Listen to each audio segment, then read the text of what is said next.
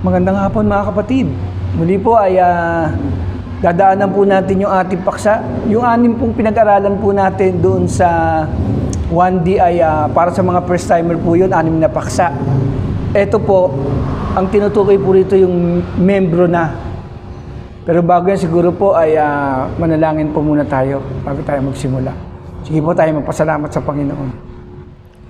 Panginoon, salamat po ngayong araw na ito. Nais po namin, Lord, na muli ay magsama-sama sa maikling oras ng aming devotion, Panginoon, sa Grace Everyday. Panalangin po namin, Lord, na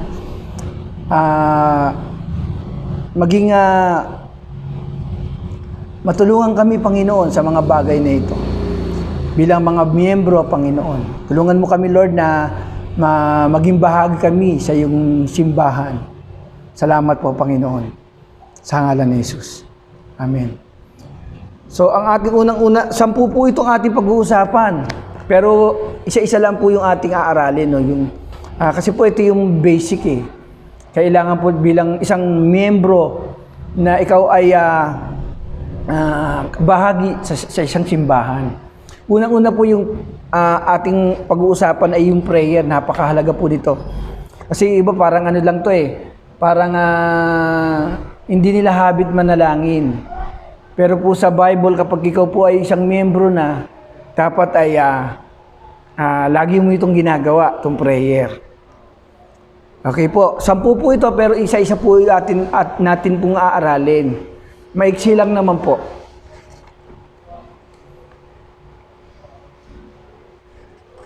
Okay, ulitin ko po, no? Ito po ay para sa mga miyembro na po ng local church. At ang unang ating pag-uusapan ay prayer. Kailangan ba talaga itong prayer? Ito po, pag-usapan na po natin. Ang sabi po rito mga kapatid, kailangan daw natin maintindihan na kailangan ng panalangin sa atin na napakahalaga nito sa ating buhay, yung prayer. Mahalaga po. Pangalawa po, value the time spent with the Lord during prayers. Kung ang mga bagay ay mahalaga sa iyo, yung inyong samahan ng inyong mga kaibigan, tinetreasure mo yun, ito ibabalue din po natin yung prayer. Lalo na nakikipag-usap ka sa Panginoon. Tsaka yung pangatlo po, yung live a prayerful life.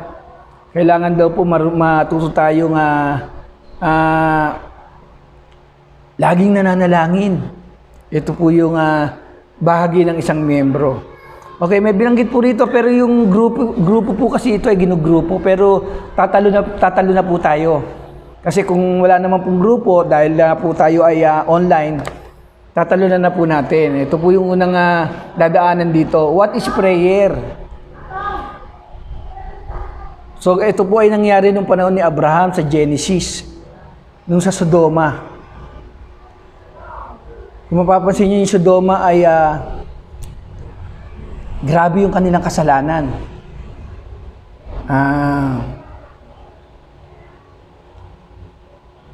Kahalayan. Kasi doon wala pong pinipili, babae, lalaki, nagsisiping, ganyan po. Umabot na po sa kaalaman ng Diyos yung pangyayari. At dito po nanalangin si Abraham. Parang nakikipag-usap lang kasi dito eh. Sa Genesis 18:17. Genesis chapter 18 verse 17 to 33. Yan po yung panalangin ni Abraham. Nakikipag-usap siya sa Diyos ng panahon na yan. Number 1 po, ang una pong kung bakit what is prayer, ito po ang sabi, is an act of communication. It is an act of communication. Pakikipag-usap. Ayan, yung prayer. Kaya nga po lagi tayo may cellphone, di ba? Nakikipag-usap ka. So sa number 1 po, meron po ritong A and B. Number 2, yung conversation with God about things regarding His plan. Minsan kasi dito sa panalangin ay pinapaalam ng Diyos yung kanyang plano. Katulad nga po nung kung mababasa niyo sa Genesis na yan, sabi ng Diyos dyan, hindi niya dapat ililihim yung kanyang plano, ipapaalam niya kay Abraham. So kapag ang isang tao nananalangin, minsan sinasagot ng Panginoon. Yun po ang kahalagahan ng panalangin, mga kapatid. Hindi po ito dapat baliwalain. Number 2 na po tayo, 2. Why do we need prayer? Pray. Why do we need to pray? To avoid falling into temptation. Ayun po. Sabi po kasi dyan watch and pray so that you will not fall into temptation. The spirit is willing, but the body is weak. Yung palang purpose para magtagumpay tayo sa tukso. Alam niyo po, madalas tayo natutukso. Tayo po'y tinatamad. Yung maraming temptasyon sa ating nadadaanan natin, na i-encounter natin. Kaya nga po mahalaga yung prayer para daw magtagumpay tayo sa temptasyon. So number 2, to live a peaceful life. Ang prayer daw po, kapag ikaw ay laging nanalangin, ipinagpe-pray mo yung iyong mga leaders sa ating bansa, yung mga namumuno, na sila ay maging maayos yung kanilang pamamahala para daw magkaroon ng peaceful life sa pamamagitan ng prayer. Yun po ang kahalagaan ng prayer. Number 3, to find answer, o yun nga po, yung call to me and I will answer you and tell you the great and unsearchable things you do not know. Jeremiah 33:3. Yan po yung sinasabi ng Panginoon kay Jeremiah na tumawag ka sa akin. Sabi mismo si Lord na nagsasabi na manalangin kayo, tumawag kayo sa akin. At sabi diyan, sa pamamagitan ng pagtawag sa Kanya, ay di niya inire-reveal. Pinapaalam yung mga bagay na minsan hindi natin maintindihan kung bakit nangyayari. Ayan. Yun daw po ang purpose ng prayer. Magkaroon ng kasagutan. Number 4 po, because God want us to. Gusto ng Diyos na laging ang mga miyembro o mananampalataya ay nananalangin. Sipin mo na hinahanap ng Diyos yung mga taong nananalangin ng buong puso. Matthew 26:40, tsaka 1 Thessalonians 5:17, pray continually. Ibig sabihin mananalangin ng hindi nananawa. Tandaan niyo po, ang prayer daw ay hinahanap ng Diyos. So, punta na tayo sa number 3.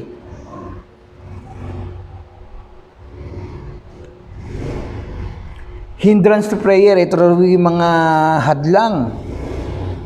Kaya minsan daw ay yung panalangin daw ay parang hindi nasasagot. Parang bakit gano'n? Nagpe-pray naman ako, parang hindi naman sinasagot ng Diyos yung prayer ko. May mga hadlang po kasi sa mga panalangin. Ito po, number 1, kasalanan, sin.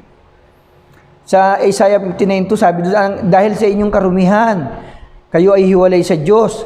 At ang inyong kasalanan ang dahilan kung bakit itinatago ng Diyos, ang pinapaling ng Diyos yung kanyang mukha. At hindi tayo pakinggan sa ating mga panalangin. Yan po yung number 1 hindrances sa panalangin, kasalanan. So lahat naman tayo nagkakasala, di ba po? So kailangan natin mag-repent. Sa number 2, negligence of the law. If anyone turns a deep ear to the law, even the prayers are detestable. Yung binabaliwala daw, yung mga pag naririnig mo ang salita ng Diyos o yung mga kautusan ng Diyos, binabaliwala mo. Babaliwalain din ng Diyos yung ating mga panalangin. At yung mga panalangin mo daw ay detestable, parang ano yan kasuklam-suklam. Hindi ka pakikinggan ng Panginoon sa iyong mga panalangin sapagkat binaliwala mo yung kanyang mga salita at kautusan. Yan yung mga hindrances. Ulitin ko, ang hindrances ay sin, negligence of the law, yung pangalawa. At ang number 3, yung doubt. Ayan. Sabi, for without faith, he cannot please God. So kasi po, dyan po tayo nagsimula sa pananampalataya kay Kristo. Kapag ikaw ay nananalangin, dapat daw ay hindi ka magdududa. Bagkus ay mananampalataya ka. Yan yung pangatlong hindrances. Number 4, wrong motives. Nakalagay po yan sa James 4:2 hanggang 3. Sabi dyan nananalangin ka pero mali yung motibo mo. Sabi dyan. You want something but don't get it. You kill and you kill and covet, but you cannot have what you want. You quarrel and fight. You do not have because you do not ask God. When you ask, you do not receive because you ask with wrong motives, that you may spend what you get on your pleasure. So iba doon ay nananalangin para sa kanilang para sa pleasure, no? Ibig sabihin maranya. Pagka nananalangin ka, dapat ayon sa kalooban ng Diyos at tama yung motibo mo. Opo. Hindi po kasi pinakikinggan ng Diyos yung mali ang motibo. Okay. Yun po yung apat na hindrances. Ito naman po mga kondisyones sa mga prayer na tutugunan ng Panginoon. Number 1 po, manalangin ayon sa kanyang kalooban. 1 John 5:14. Pag nananalangin dapat ayon sa kalooban ng Diyos. Hindi yung, gusto ko to, hindi po ganon. As according to His will. Ayon sa kalooban ng Diyos. So, yun po yung mga kondisyon para magkaroon ka ng answered prayer. Number 2, faith na naman. Magkaroon tayo ng faith. Kanina sa hindrance yung doubt, no? Kasi nga naman, pag lalapit ka sa Diyos, dapat hindi ka magdududa, dapat may pananampalataya ka. Kaya dito sa answered prayer, dapat pag nanalangin ka sa isang bagay, nang yung hiningi sa Panginoon, dapat may pananampalataya. Kasalanan nga daw po ang bagay na hindi ayon sa pananampalataya. Kapag ang isang ginagawa mo ay hindi ayon sa pananampalataya, kasalanan niya. Yan po yung mga kondisyon. Ito pa po, righteous living. Naku po. Righteous living, matuwid na pagsasapamuhay. Ano ibig sabihin ng righteous? Kasi po mga kapatid, although tayo po ay, nung tayo ay nagkasala, tinakban ng Diyos ng kanyang katwiran yung ating kasalanan. Ito naging righteous. Pero iba pa rin po yung, alam mo yung tama na dapat mong gawin. Alam mo yung tama at kailangan mo itong gawin. At dapat isinasagawa mo, isinasapamuhay mo yung tama. Righteous living po yung kailangan. Ang requirements po. Sa James 5:16 nakalagay po yan. Para daw pwedeng sagutin ng Panginoon yung panalangin mo. Okay, yung una, according to His will. Ito yung sa kondisyon para masagot yung ating panalangin. Number 2, faith.